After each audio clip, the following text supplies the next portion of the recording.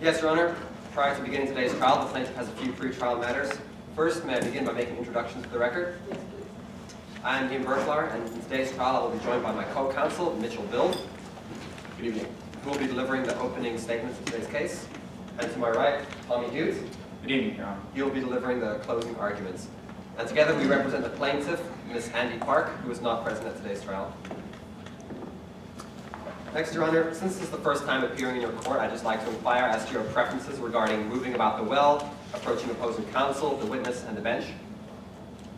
You can move about the well as you please, direct your statements and everything to the jury since there are actually people there. If you ask just before approaching the bench or the witness, that is not yours. Yes, Your Honor. Next, we'd like to admit a few pretrial documents. These consist of the complaint, the pretrial order, the stipulations, the statutes, available case law, and the special instructions and the Midlands Rules of Evidence. May I approach opposing counsel on the bench in turn? Yes.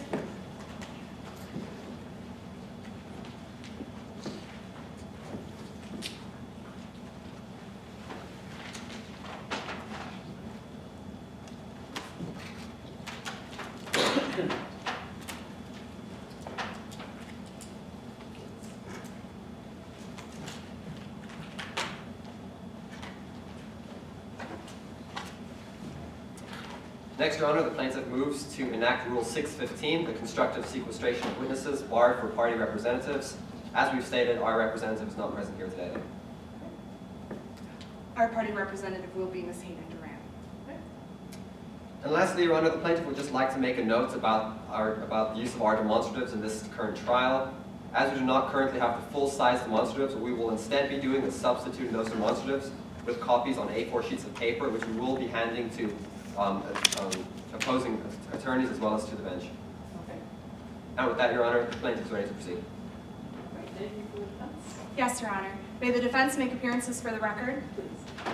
Good evening. My name is Jillian Fisher, and I will be giving the opening statement. To my right is Mr. T.C. Sample. Good evening, Your Honor. And to my far right is Ms. Maisha Ishmael. Good evening, Your Honor. She will be giving the closing argument and the summation. Together, we represent the defendant, Ms. Hayden Duran. Good evening, Your Honor. The defense has just one document which we would like to tender to the bench, and this is the answer to the complaint of intentional shooting. May I approach opposing counsel on the bench in turn? Yes.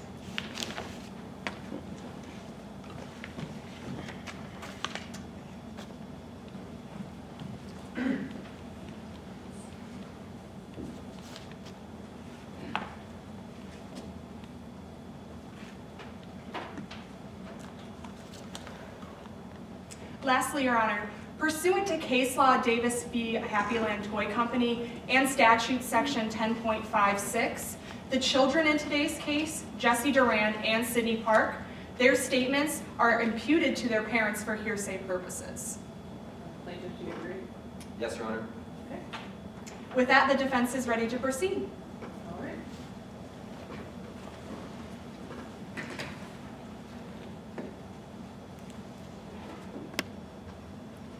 May I proceed? Yes. Jesse Duran took the risks, and Sydney Park paid the price. Members of the jury, on August 18, 2010, Jesse Duran pointed a loaded firearm at his friend, Sydney Park, and pulled the trigger. On August 18, 2010, Jesse Duran killed his best friend. Because on this day, these two 11-year-olds decided to play with a gun. Jesse Duran, on 9 o'clock in the morning, went over to Sydney Park's house. Went over to their house, got the gun out of the park's safe. After they got the gun, they decided to play around with it, pointing this gun at mirrors, and at walls, and even at each other. They loaded the gun, and they played with it. However, Jesse didn't just want to play with this gun. Jesse Duran wanted to use this gun. Because on this day, Jesse Duran used this gun to kill Sydney Park. because while they were in the living room, Jesse Duran pointed the gun at Cindy Park's head and pulled the trigger, knowing the consequences of his actions. And that is why we're here today. I bet you're wondering why you have Hayden Duran in trial today, not Jesse, as any action that Jesse were to commit, called a tort, a wrongful action in the law, is imputed on his legal guardian, Hayden Duran.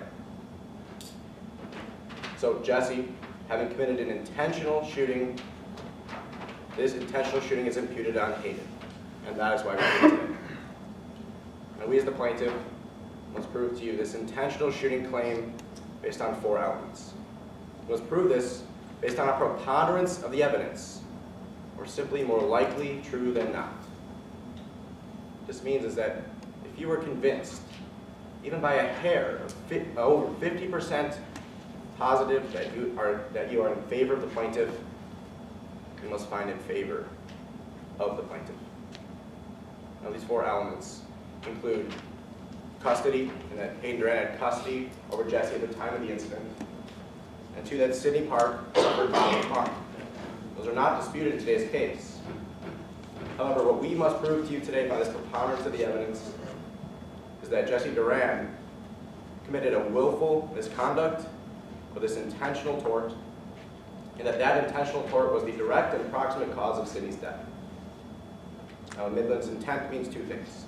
1, it could mean that Jesse had the purpose to kill Sydney, or 2, that he knew that the consequences of his actions would substantially likely result in her bodily harm.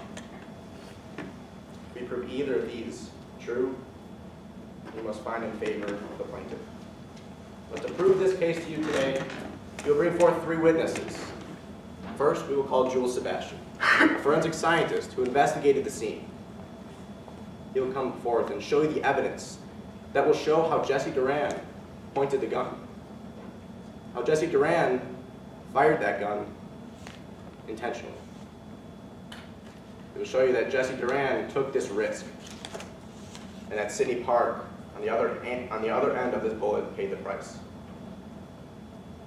It will tell you how this happened, and then we will go to Dr. Emerson Couples, who will explain why this happened, and why it's possible that an 11-year-old would have the capability of shooting his friend. Because Dr. Emerson Couples, a psychologist, very noted in his field, will give you reason to believe this is possible by diagnosing Jesse with what is known as psychopathy. This psychopathy would give Jesse the mental capability of pointing a loaded firearm at his best friend and pulling the trigger, knowing the consequences of Sydney's death. And finally, we will call Miss Shannon Ellis, Jesse and Sydney's 5th grade teacher. 5th grade teacher will come before you and corroborate everything that Dr. Couples talked about. How Jesse was a bully, how he had no remorse for his actions, and he was consistently violent. That he would more than likely take the risks and disregard the consequences. At the end of today's trial, my co-counsel Tommy Dude will come before you and put the pieces together and explain to you why this 11-year-old intentionally shot Sydney Park.